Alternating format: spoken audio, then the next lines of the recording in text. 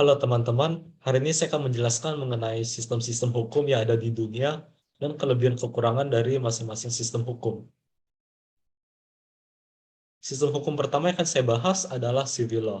Civil law adalah sistem hukum di mana sumber hukumnya merupakan peraturan perundang-undangan yang tertulis. Contoh negara dengan sistem hukum civil law adalah Jerman, Prancis, dan Indonesia. Untuk negara Indonesia, peraturan perundang-undangan tertulis dengan kedudukan tertinggi adalah UUD 1945.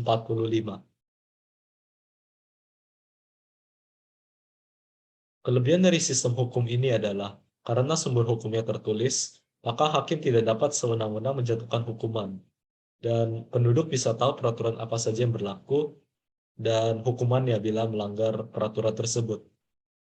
Namun, meskipun sumber hukumnya tertulis, satu hakim dengan yang lain bisa memiliki interpretasi hukum yang berbeda-beda, sehingga kasus yang mirip bisa menghasilkan penyelesaian berbeda-beda.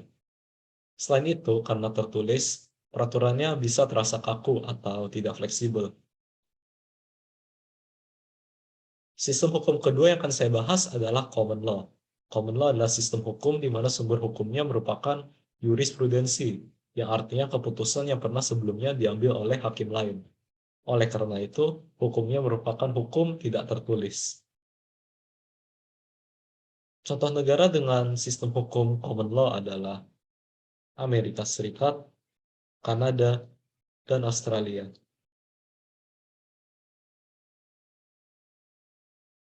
Kelebihan dari sistem hukum ini adalah terdakwa bisa mengetahui hasil pengadilan dengan pasti bila ada kasus yang sama yang pernah terjadi sebelumnya.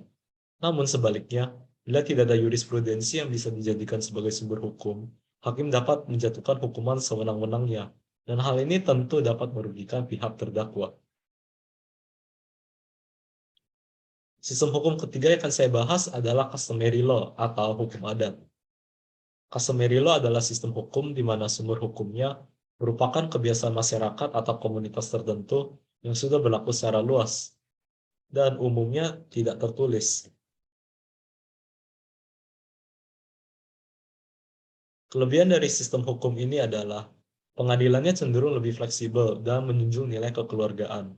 Pihak yang dirugikan dan merugikan dapat berkompromi dan bernegosiasi mengenai ganti rugi atau hukuman lainnya. Selain itu, karena hukum ini berasal dari kebiasaan masyarakat sendiri, seharusnya peraturan ini tidak terlalu mengekang bagi penduduknya. Namun, karena hukumnya yang fleksibel, dua orang yang terjerat kasus yang sama bisa mendapat hukuman yang berbeda-beda. Sistem hukum terakhir yang akan saya bahas adalah religious law.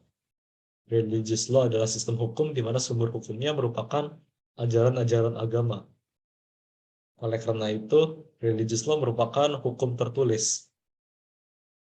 Religious law yang paling sering ditemukan di dunia adalah religious law dengan dasar Al-Quran atau ajaran Muslim. Contoh negara dengan religious law adalah Arab Saudi, Iran, dan Mesir. Kelebihan dari sistem hukum ini adalah hukumnya sudah tertulis dalam kitab suci, sehingga orang dapat membaca hukum-hukum yang berlaku.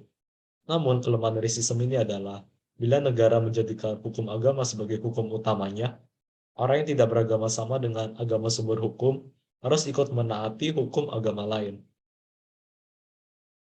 Terima kasih telah mendengarkan penjelasan saya.